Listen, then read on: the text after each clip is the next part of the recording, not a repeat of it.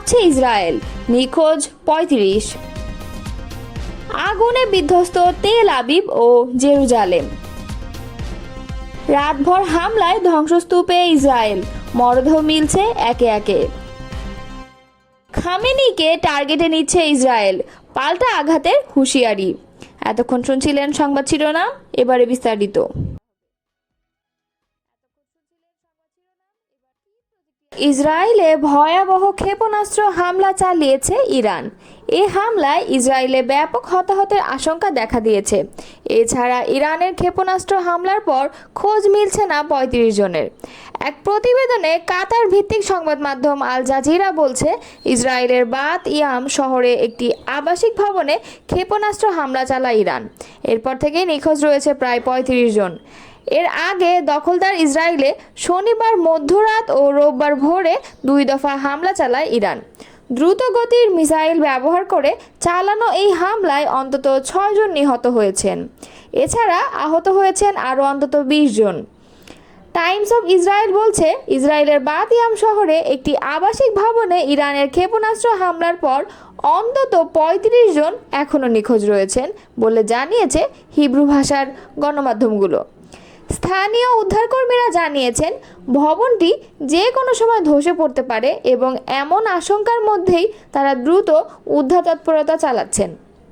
এদিকে ইসরায়েলের জাতীয় জরুরি সেবা সংস্থা মাগেন ডেভিড আদম জানিয়েছে, শনিবার রাতভর ইরানের ছোড়া ব্যালিস্টিক ক্ষেপণাস্ত্র হামলায় প্রায় ২০০ জন হতাহত হয়েছে।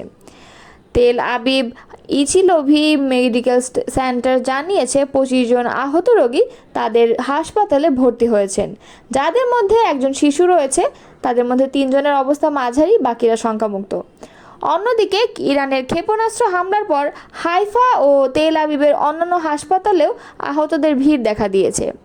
হাইফা রামবাম মেডিকেল সেন্টার জানিয়েছে, তারা ১৩ জন আহতকে চিকিৎসা দিচ্ছে, যাদের মধ্যে বেশিরভাগের আঘাত মাঝারি ও হালকা। তাদের সঙ্গে আরও ৮ জন মানসিক আঘাতে ভুগছেন। এদিকে ইচিলোভ হাসপাতাল আরও জানিয়েছে, সর্বশেষ ক্ষেপণাস্ত্র হামলায় আহত ৫ জন ভর্তি হয়েছে। তাদের মধ্যে ১ জন মাঝারি ও ৪ জন হালকা আঘাতপ্রাপ্ত। ইসরায়েলি আর্মি রেডিও একটি সূত্রের বরাতে জানিয়েছিল, তেহরান রাতেই আবার হামলা চালাবে। তবে ইসরায়েলি বাহিনী জনগণকে বাসায় ফেরার আশ্বাস দিয়েছিল। রোববার রাতে প্রথম হামলার কয়েক ঘন্টা পর আবারও ক্ষেপণাস্ত্র ছুড়েছে ইরান। তাতে জ্বলছে দেশটির গুরুত্বপূর্ণ ২ শহর তেল আবিব ও জেরুজালেম। বার্তা সংস্থা রয়টার্স জানিয়েছে, নতুন করে আরেক দফা আক্রমণ শুরু করেছে ইরান। তেল আবিব ও জেরুজালেমের বেশ কয়েকটি জায়গায় আগুন দেখা গেছে। কয়েকটি জায়গায় একের পর এক বিস্ফোরণও হয়েছে, তবে এখনও হতাহতের খবর পাওয়া যায়নি। ইসরায়েলি রিপোর্টার হাগিম মাতার তার সোশ্যাল মিডিয়া অ্যাকাউন্টে বলেছে, তেল আবিবে ভয়াবহ গোলাবর্ষণ হচ্ছে। বেশ কিছু বড় ধরনের বিস্ফোরণও ঘটেছে। এদিন রাতেই ঘোষণা দিয়ে ইরান বড় ধরনের আক্রমণ চালায়। এতে অন্তত ২০ জন আহত হয়েছে, যাদের একজনের অবস্থা গুরুতর। ইসরায়েলের জরুরি পরিষেবা এমডিএ জানিয়েছে, হাইফা শহরের পাশে ইরান থেকে নিক্ষেপ করা ক্ষেপণাস্ত্রের আঘাতে ৫ জন আহত হয়েছেন এবং গ্যালিলিয়া এলাকায় একটি দোতলা ভবনে ১৪ জন আহত হয়েছেন। তবে মেডিসিস দাবি করছে, ইসরায়েলের উত্তরাঞ্চলে ইরানের ছোড়া মিসাইলে ১ জন মারা গেছে। একই দাবি করছে ব্রিটিশ গণমাধ্যম বিবিসি। এবারের হামলার পরিমাণ বেশি ভয়াবহ বলে দাবি করছে বিভিন্ন গণমাধ্যম, তবে এখনও বিস্তারিত কোনো তথ্য আসেনি। তেল আবিব ও জেরুজালেম সাইরেন বাজছে, ভয়ার্ত মানুষ ছুটছে আশ্রয়কেন্দ্রের দিকে। ইসরায়েলের ২ শতাধিক যুদ্ধবিমান দিয়ে চালানো আকস্মিক হামলায় শুক্রবার ভোর রাতে ব্যাপক ক্ষয়ক্ষতির শিকার হয়েছে ইরান। দেশটির সামরিক বাহিনীর প্রধান ও আইআরজিসি প্রধানসহ মারা গেছেন অন্তত ৬ পরমাণু বিজ্ঞানী। ইরানের অভ্যন্তর থেকে ইসরায়েলের গোয়েন্দা বাহিনীর কূটকৌশলের কারণে যুদ্ধবিমান ঠেকাতে পারেনি তেহরান, তবে ঠিকই এর জবাব দিয়েছে ইরান। এই ঘটনার ২৪ ঘন্টা না যেতেই তেল আবিবে ক্ষেপণাস্ত্র হামলা চালিয়েছে তেহরান। দাবি করছে ইসরায়েলের আকাশ প্রতিরক্ষা ব্যবস্থা আয়রন ডোমকে পরাজিত করার, যা প্রমাণ করে এ যুদ্ধে ইরানের সামর্থ্য। আর এমন পরিস্থিতিতে যুদ্ধের উত্তেজনা ছড়িয়ে পড়েছে মধ্যপ্রাচ্য সহ বিশ্বজুড়ে। প্রশ্নটা, কতদিন স্থায়ী হবে ইসরায়েল ইরান যুদ্ধ? এ যুদ্ধ অনেকটা পায়ে পাড়া দিয়ে ঝগড়া শুরু করার মতো। ইরান যখন পরমাণু ইস্যুতে যুক্তরাষ্ট্রের সঙ্গে ষষ্ঠ দফা বৈঠকের প্রস্তুতি নিচ্ছিল, ঠিক তখনই এই হামলা চালায় তেল আবিব। দেশটির গুরুত্বপূর্ণ কর্মকর্তাদের হত্যা করে। স্বাভাবিকভাবেই তাই প্রতিশোধের পথ বেছে নিয়েছে ইরান।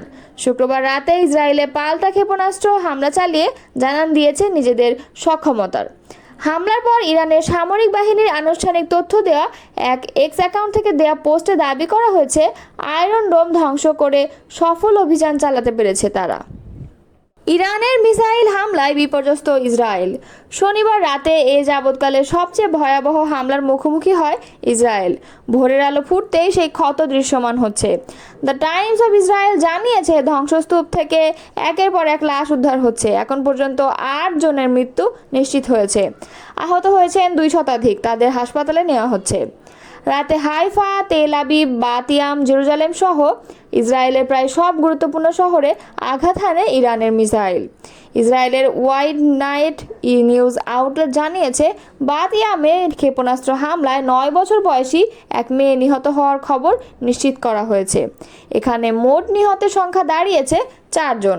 নিহতদের মধ্যে 2 জন বয়স্ক নারী রয়েছেন। তাদের বয়স 69 ও 80 বছর।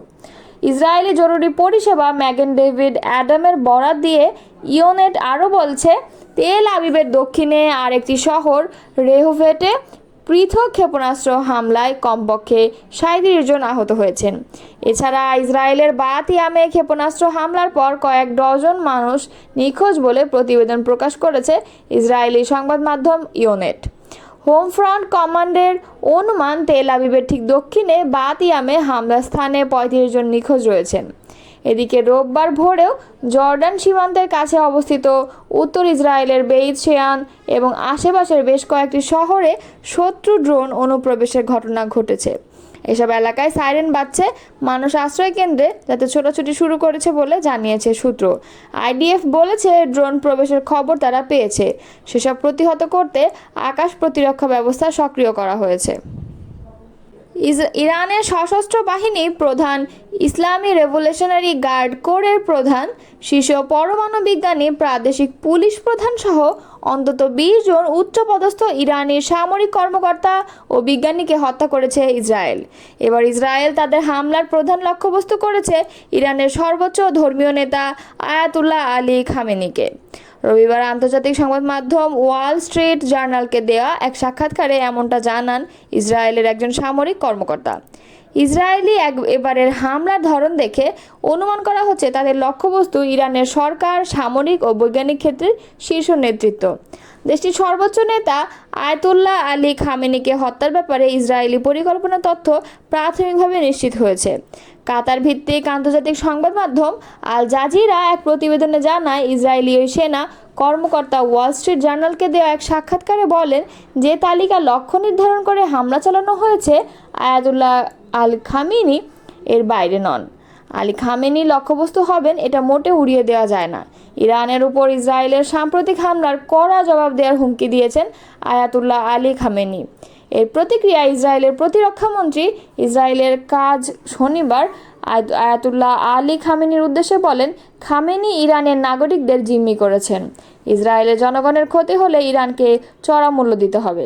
এদিকে নিউ ইয়র্ক টাইমসের শনিবারের এক প্রতিবেদনে বলা হয়, ইরানের প্রেসিডেন্ট মাসুদ পেজেশকিয়ান এবং সুপ্রিম লিডার আয়াতুল্লাহ আলী খামেনিকে লক্ষ্য করে হামলা চালানোর চেষ্টা করা হচ্ছে এবং সেই চেষ্টা করছে ইসরায়েল। প্রতিবেদনে বলা হয়, ইরানের রাজধানী তেহরানের পাস্তুর এলাকায় এই হামলার চেষ্টা করা হয়। ওই এলাকাতেই অবস্থান করেন দেশটির প্রেসিডেন্ট ও সর্বোচ্চ নেতা।